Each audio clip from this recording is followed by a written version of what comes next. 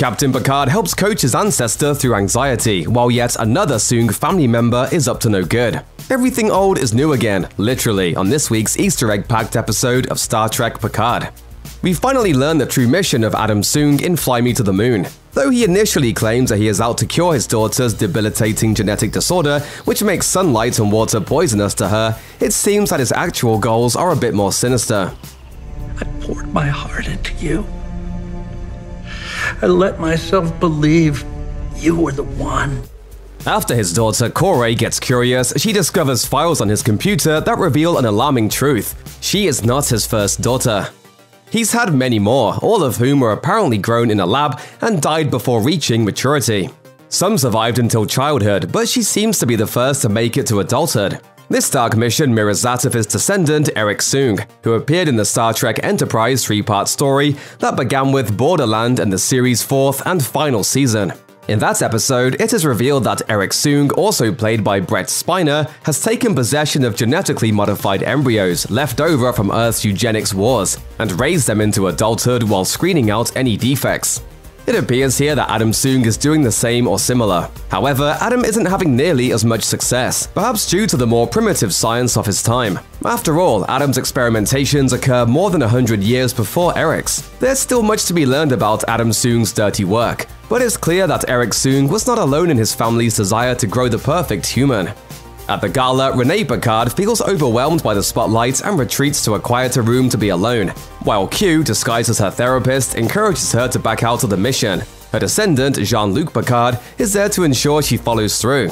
He follows her and finds her in a hallway commemorating the history of Earth's space flight, from the early orbiters all the way up to contemporary spacecraft in the fictional 2024. There we see many models, including the 1969 Moonlander and the Shango X-1, which Renee Picard will pilot on the upcoming Europa mission.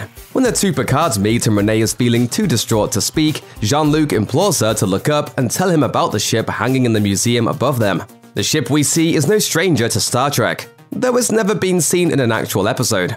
The ship in question is an OV-165, which can be seen in the opening credits of Star Trek Enterprise. Originally designed to show mankind's slow evolution from Apollo 11 to the NX-01 Enterprise, its appearance here is the first time we've seen a model of it.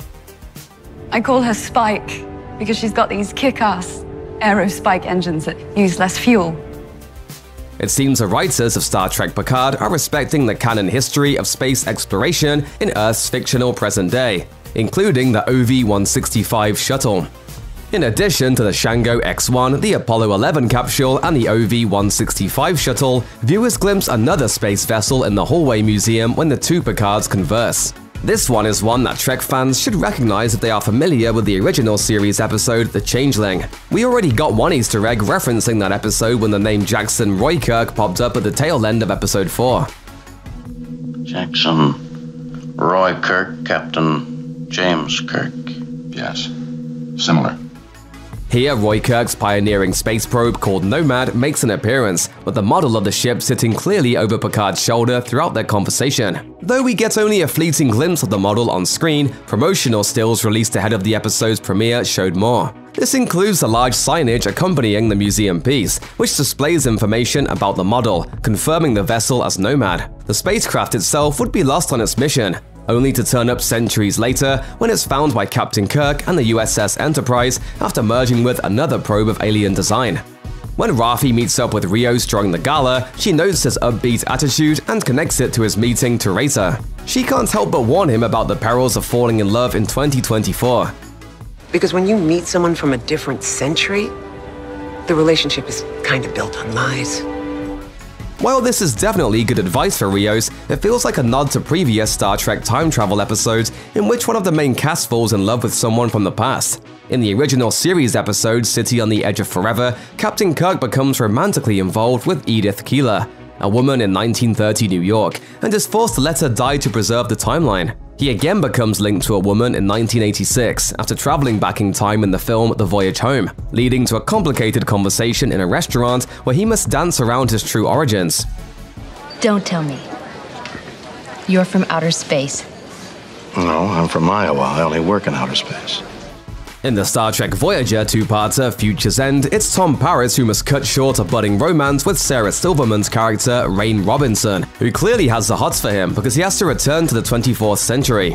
Even in Deep Space Nine, Jadzia Dax's quasi-romance with 21st century industrialist Chris Brinner was doomed to fail. Though in that episode, she was mostly just using him to basically bust her friends out of jail.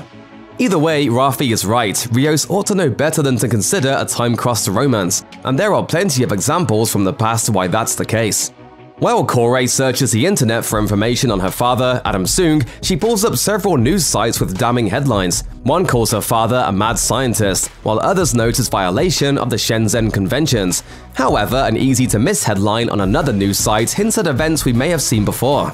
On a news sidebar, a headline for a separate and related story reads, "Tensions rise as conflict reaches 30 days," while another mentions unrest has caused peace talks involving the president to stall. With the episode set in 2024, this feels like another reference to the Deep Space Nine episode Past Tense, which foreshadowed a time of great social unrest. The century leading up to first contact was just rife with chaos.